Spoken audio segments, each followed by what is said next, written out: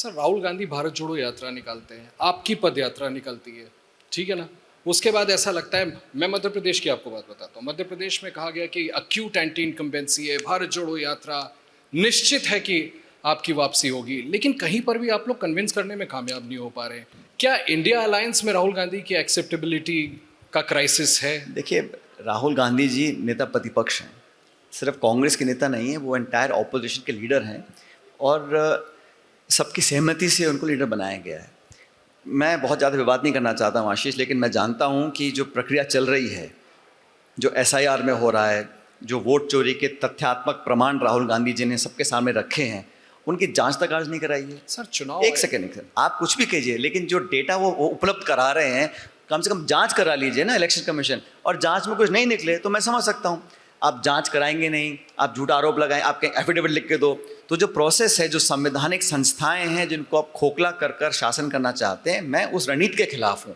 आप चुनाव लड़िए, हार जीत हो वो सर माथे पर है, लेकिन जो सिस्टम है, जो जुडिशरी है, जो इलेक्शन कमीशन है, जिन संस्थाओं को लेकर हम इतना गर्व करते हैं, 70 सालों से किया है, वो लगातार कमज़ोर अगर हो जाएंगे तो देश के लिए हित की बात नहीं है, पहली बात। और जो राहुल गांधी जी हमारे नेता प्रतिपक्ष हैं, वो मैं समझता हूँ आवाज़ उठाते हैं उन लोगों की जो आवाज़ अपनी ज़बरदस्त तरीके से नहीं बोल पाते हैं, पार्लियामेंट के अंदर और पार्लियामेंट के बाहर। बट वोट में तो नजर नहीं आ रहा ना, वो वोट में कन्वर्ट नहीं होता। आपको लगता है कि राहुल गांधी जी ऐसी आवाज उठा रहे हैं जो लोगों की आवाज है और लोग निकल करके वोट नहीं डाल रहे हैं? आशीष जी, जो आज बताओ, जो किसान आत्महत्या कर रहे हैं, जो दलित उत्पीड़न उनका हो रहा है, जो शोषण जिनका हो रहा है, गरीबी से पिस रहे हैं, नौजवान पढ़े लिखे बेचारे भटक रहे हैं, उनको नौकरी नहीं मिल रही है, जिनको वादे किए थे 2-2 करोड़ नौकरी देने के, उन लोगों की आवाज़ कौन उठाएगा? अच्छा मुझे एक बात बताइए। अच्छा आप मुझे बताइए, आप अच्छा मैं पूछता हूँ आपसे, आप कह रहे हैं कि आप आवाज़ उठाते हैं, कोई सुनता नहीं, युवा जुड़ नहीं रहे, तो हम लोग आवाज़ उठानी बंद कर दें?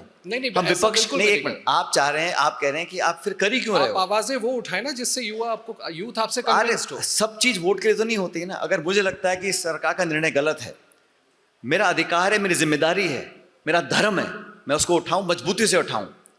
लेकिन सरकार का भी एक धर्म बनता है कि संविधान की रक्षा वो करें। वो विपक्ष के लोगों को जेल में डालकर, सिटिंग मुख्यमंत्रियों को अरेस्ट कर कर, ईडी के छापे डलवाकर, कोर्ट फटकार लगाता है ईडी को कि ईडी का कन्विक्शन रेट 1% है, उसको पूरी तरह पॉलिटिसाइज कर रहे हैं, और हम आवाज़ भी ना उठाएं तो ये इस देश के लिए घातक साबित होगा। आप हार जीत चुनाव की बात, चुनाव तो 100 चुनाव आएंगे, बात चुनाव की नहीं रह गई है। बात ये रह गई है जो प्रोसेस है, वोटर लिस्ट है, इलेक्शन कमीशन है, वो इंडिपेंडेंट तो रहे, वो न्यूट्रल तो रहे कम से कम। सर आपको क्या लगता है आज का जो युवा है, फिर से मैं कहना चाहूँगा, क्या वो ज़्यादा रील्स बनाने में फोकस्ड है? क्या उनको रिलीजियस ओवरटोन्स में बिजी किया जा रहा है? क्यों? फिर मैं कहना चाहूँगा, आपने इतनी बातें यहाँ पर गिना दी, इन सभी लाजमी बातों से वो कन्विंस होकर के आपको किसी स्टेट में वोट तो डाल नहीं। फिर आपको तो लगता है कि अगर आप चुनाव नहीं जीत रहे हो, आपके सारे मुद्दे गौण हैं, आपकी तो विचारधारा बेकार है, आप उनका विश्वास कैसे जीतेंगे? आप कितने तो मैं बात से सहमत हूं। जो कांग्रेस पार्टी का वोट बैंक हुआ करता था 10-20 साल पहले, आज वो नहीं है, मैं भी जानता हूं इस बात को। तो हमें निश्चित रूप से हमारी पार्टी को और मजबूत करना है, युवाओं को अपनी तरफ आकर्षित करने के लिए हम लोगों को अपने एजेंडा को और प्रचलित करना है, लोगों तक पहुँचना है। उस काम को कर रहे हैं और पूरी ताकत से कर रहे हैं, लेकिन मल्टीपल फोर्सेस काम करती हैं लगातार। और आपने कहा कि आज का युवा रील बना रहा है और सोशल मीडिया पे ज़्यादा टाइम ज़ाहिर करता है।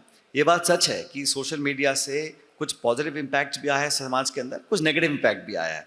तो हम लोगों को एजुकेट करना पड़ेगा। जब तक आप लोगों को गेनफुल एम्प्लॉयमेंट नहीं देंगे, जब तक आप लोगों को सही दिशा नहीं दिखाएंगे, आप नौजवानों के दिलो दिमाग में जो हमारी जो संस्कृति है, जो हमारा इतिहास है, जो हमारे संस्कार हैं, वो सही मूल्य वहाँ तक नहीं बैठाएंगे, तब तक वो दिशा गलत पकड़ लेंगे। तो ये तो कंबाइंड एफर्ट होगा सब लोगों का, इसमें सिर्फ पॉलिटिशियंस नहीं है, इसमें आपका बहुत बड़ा रोल है। आप लोग क्या दिखाते हैं टेलीविजन पे, लोग क्या रोज आपकी तस्वीरें देख के, खबरें देख के वो क्या सीख रहे हैं, क्या समझ रहे हैं। तो कभी कभी हमें अपने अंदर भी झांक के देखना चाहिए कि हम लोग बड़ाई कर रहे हैं, बुराई कर रहे हैं, सच बोल रहे हैं, झूठ बोल रहे हैं, लोग हमारी बातों को सुन रहे हैं, और एक बात मुँह से निकल जाती है, वापस नहीं आती है। तो युवाओं पे सही इंप्रेशन डालने के लिए, सही वैल्यू सिस्टम्स देने के लिए हम सब लोगों को मिलकर काम करना है। पायलट साहब, सब लोग ये ज़रूर जानना चाहेंगे कि जिन संज्ञाओं का आपके लिए इस्तेमाल किया गया था, निकम्मा, नाकारा, इसको पायलट साहब पीछे छोड़ चुके हैं या इसको अपनी ऊर्जा बना करके पायलट आगे बढ़ेंगे? अरे भाई, पुरानी बात हो गई है, आप फिर बार बार उसको उधेड़ना चाहते हो, उसका कोई लाभ आपको मिलने वाला नहीं है। जो बीत गया सो बीत गया, जो समय निकल गया वापस आने वाला नहीं है। जो आने वाला कल है उसकी चिंता हमको करनी चाहिए। और मैंने हमेशा कहा कि राजनीति में, संवाद में, चाहे विरोधी हो समर्थक हो, अपने शब्दों का बहुत सोच समझकर चयन करना चाहिए। और मैं हमेशा से करता आया हूँ। हर एक के लिए, जो मेरे से उम्र में बड़े हैं उनका हम रिगार्ड करते हैं, और जो साथ भी काम करते हैं। गहलोत साहब से आपके विवाद जो थे वो खत्म हो गए? कोई विवाद नहीं है भाई, हम सब मिलकर काम कर रहे हैं। वो पूरी तरह पार्टी के लिए समर्पित हैं, उन्होंने 50 साल पार्टी के लिए लगा दिए हैं। हम भी लोग मिलकर काम कर रहे हैं, और हमारी पार्टी में अनुभव और जो युवा हैं, हम सब मिलकर एक ताकत बनकर काम अगर कर रहे कांग्रेस सरकार बनाने में कामयाब होती है अगले विधानसभा में, तो सचिन पायलट होंगे मुख्यमंत्री? हैं। अगले विधान, पहले तो हमें असम जीतना है, तमिलनाडु जीतना है, राजस्थान का जवाब केरल दीजिए जीतना ना, है, चीफ मिनिस्टर और 28 में चुनाव होगा। सर, 28 में। अगला और मैं इतना कहना चाहता हूँ आपको, कि मुझसे पूछ रहे हैं कि राजस्थान की सरकार ने इन 2 सालों में इतनी जल्दी अपने मैंडेट का जो एक विश्वास होता है वो खो दिया है, कि वहाँ पर निश्चित रूप से 2028 में राजस्थान में, मध्य प्रदेश, छत्तीसगढ़, हर जगह हमारी सरकार बनने वाली है। स्पेसिफिक सवाल का जवाब दिया। 28 में राजस्थान के मुख्यमंत्री या फिर यहाँ केंद्र में 27? मैं इतना कहना चाहता हूँ, 28 में सरकार राजस्थान में और 29 में सरकार केंद्र में। हाँ, 29, माफ कीजिएगा। नहीं तो चीफ मिनिस्टर थोड़ा और स्पेसिफिक हो जाइए ना। भविष्य में क्या होगा कोई नहीं कह सकता, और मैं ये चाहता हूँ कि पहले मेरी पार्टी जीते, हम लोग और ताकतवर बने। सिर्फ अपने पार्टी के हित के लिए नहीं कह रहा हूँ, मुझे देश की चिंता भी है। आपकी प्रायोरिटी राजस्थान है या केंद्र? मेरी प्रायोरिटी है कांग्रेस पार्टी को मजबूत करना और सरकार बनाना, और हम पार्टी की सरकार बनाएं, वो जरूरी है। कौन किस पद पर बैठेगा वो बात की बात है।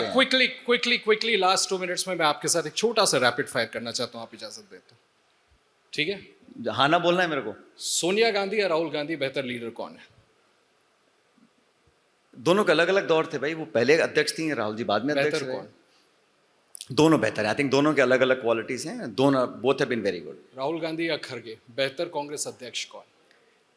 मैंने कहा ना, वो राहुल जी के बाद खड़गे जी बने हैं, उनका अलग अनुभव रहा है। तो सोनिया गांधी, एक बार सोनिया गांधी अध्यक्ष नहीं, राहुल जी रहे, खड़गे जी हैं, कल कोई और बन सकता है। तो हर कांग्रेस प्रेसिडेंट का अपना एक तरीका होता है काम करने का, and they all added to the party. Rahul Gandhi या प्रियंका गांधी वाड्रा ज्यादा both receptive? I work with both of them. वो महासचिव हैं, राहुल जी नेता प्रतिपक्ष हैं, और वो टीम के तहत दोनों काम करते हैं, मुझे लगता है। बस एक आखिरी सवाल, खड़गे या फिर प्रियंका गांधी वाड्रा अगले पार्टी का अध्यक्ष कौन? हमारे यहाँ चुनाव होता है और खड़गे जी इलेक्टेड प्रेसिडेंट हैं, और आप हमेशा मेरे को ये सोनिया जी, राहुल गांधी, खड़गे जी, प्रियंका जी के बारे में पूछ रहे हैं। आपको और कठिन सवाल पूछे ना हम आप को, कि वहाँ अमित शाह जी या नरेंद्र मोदी जी या योगी जी, या वहाँ का पूछे ना मेरे से आप बीजेपी के बारे में। वहाँ नहीं पूछ रहे हैं क्या होगा। असली घोल तो वहाँ पे आएगा, आगे वाले टाइम में क्या होता है।